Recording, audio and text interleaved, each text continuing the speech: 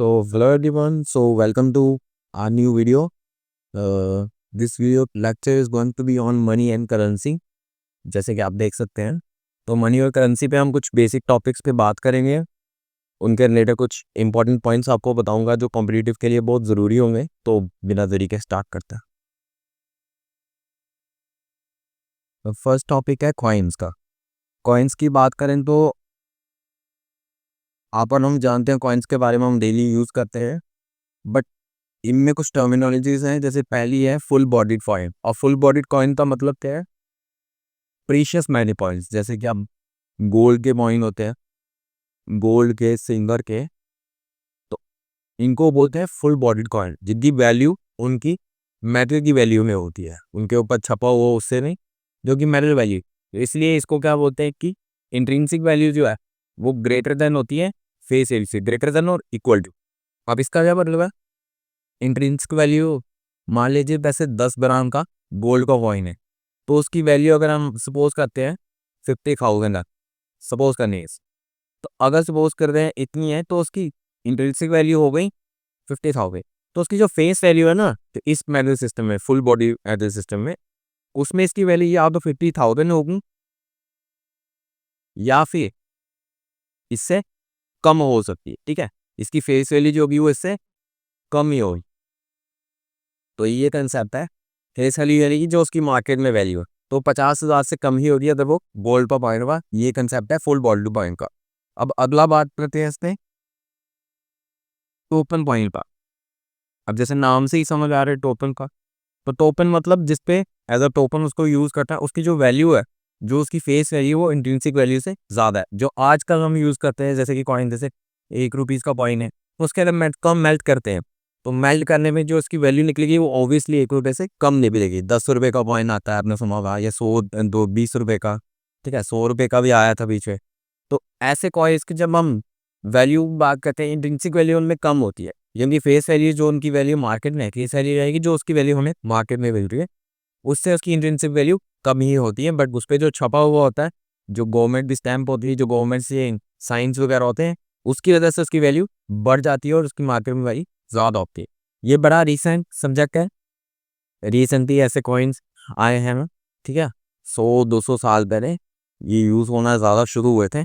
लेकिन ये जो पर्सन है, अगर इसका आप नाम पढ़ पा रहे हैं, तो ये मोहम्मद है, मोहम्मद बिन तुगलक। आप हिस्ट्री में पढ़ते हैं, उन्होंने 1330 में, एडी में, एक कॉइन सिस्टम लाने की कोशिश की थी। कॉपर कॉइन तब यूज़ किए थे, लेकिन तब वो सिस्टम चला नहीं था, क्योंकि ऑब्वियसली उस ज़माने में आपके कॉइन्स की अगर कोई डिजिटल वैल्यू नहीं हो तो उनको फालतू का माना जाता था। तो ऐसे हम याद रखते हैं। तो मोहम्मद बिन तुगलक की आप याद रख सकते हैं फर्स्ट इशू टोकन करेंसी। ठीक है, ये भी है इसमें इशू। हाँ, वो थोड़ा कॉइनेज एक्ट के बारे में आप जान सकते हैं, इसके बारे में पूछ सकता है वो। तो कॉइनेज एक्ट 2011 का, उसमें कॉइन्स की लिमिट कितनी है? आप कॉइन से जो पेमेंट कर सकते हैं वो कितनी कर सकते हैं?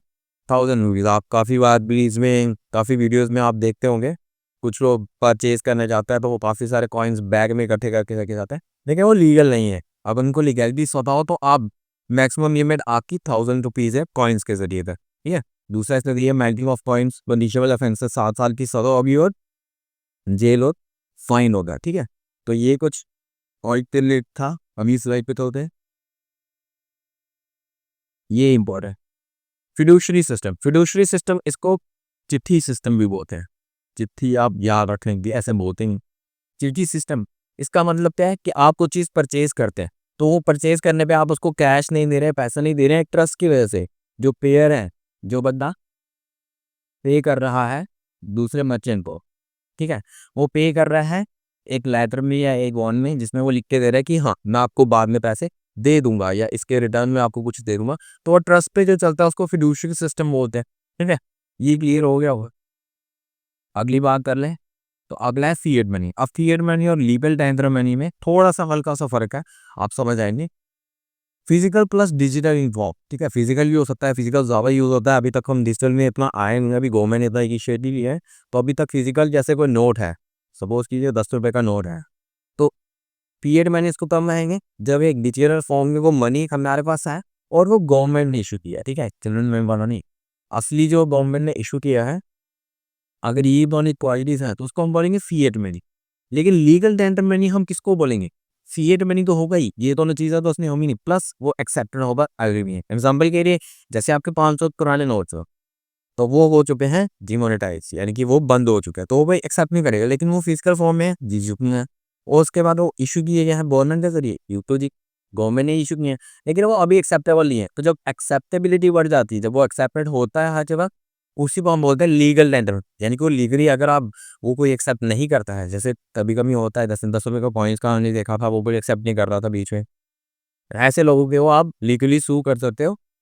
ये सारी चीजें होती हैं इसलिए को बोलते हैं लीगल कंट्रोल। ठीक है, मैक्सिमम कैश बन देती है। 2017 से पहले आप अनलिमिटेड टेंडर में नहीं बोलते थे, टर्म थी अनलिमिटेड,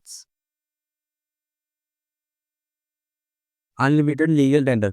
इसका मतलब ये था कि आप लीगल टेंडर से अनलिमिटेड पैसा पे कर सकते हैं, लेकिन 2017 के बाद 2 लाख इसी आपका लिमिट। आप इससे ज़्यादा आपको पे करना है तो आपको चेक करना पड़ेगा, या कोई और ऑनलाइन वे से आप कर सकते हैं, लेकिन कैश के जरिए आप 2 लाख से ज़्यादा पेमेंट नहीं कर सकते। ठीक है, तो ये कुछ इंपॉर्टेंट चीज़ें हैं। इसके बाद आगे करते हैं नेक्स्ट स्लाइड पर। तो हम बात करते हैं NEFT, national electronic fund transfer. कौन इलेक्ट्रॉनिक फंड ट्रांसफर में कुछ चीज़ें यूज़ की जाती हैं, हम उनकी बात करेंगे। मैक्सिमम वैल्यू नेफ्ट के जरिए अगर आप करते हैं, ठीक है, आप भी काफ़ी सुना होगा, अगर आप बैंक्स के ऐप यूज़ करते हैं तो वहाँ पे कई बार आता है ट्रांजेक्शन के लिए कि NEFT का नहीं होता।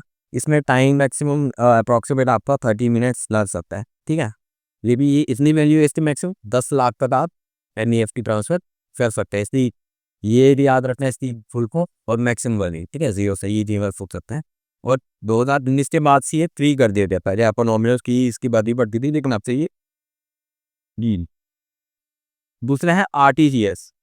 अब RTGS भी क्या है? Real time gross settlement. तो रियल टाइम ग्रॉस सेटलमेंट है, लेकिन ये ज़्यादातर बिग बिजनेसेस में यूज़ किया जाता है, क्योंकि इसकी मैक्सिमम वैल्यू कितनी है? 2 लाख का इसकी मिनिमम है, मैक्सिमम है 2000 करोड़। तो ये चीज़ें आप बस इतना ये बोल्ड है इसके लिए कि RTGS अगर इसकी फुल फॉर्म पूछ लिया मैक्सिमम लिमिट, तो वो 2000 करोड़ है। इसके लिए जोड़ते हैं तो IUDS, ये सबसे ज़्यादा यूज़ होता है, जो आप और हम UPI करते हैं।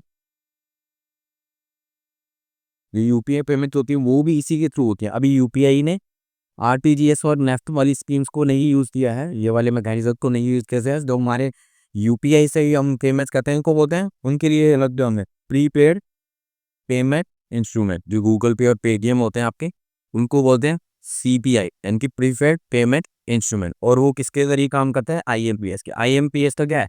IM यानी कि इमीडिएट पेमेंट सर्विस। तो इमीडिएट है, आपको याद रहेगा, इमीडिएट है तो गूगल पे जैसे आप करते हो तो झट से हो जाता है, दूसरे के फॉर्म में अभी से ट्रांसफर हो जाता है। तो ये सारी चीज़ें इसकी फुल फॉर्म याद रखना। ये इसके ज़रिए लाया गया था NPCI, ये एक बॉडी है, non governmental sorry non profitable organisation है ये। और ये इसको बनाया गया था RBI और बैंक्स एसोसिएशन द्वारा, इंडियन बैंक्स एसोसिएशन, IBA आप यहाँ तक सकते हैं, IBA और RBI द्वारा ये बनाई गई थी, और ये सब पेमेंट्स का देखता है। ठीक है, आगे चलते हैं।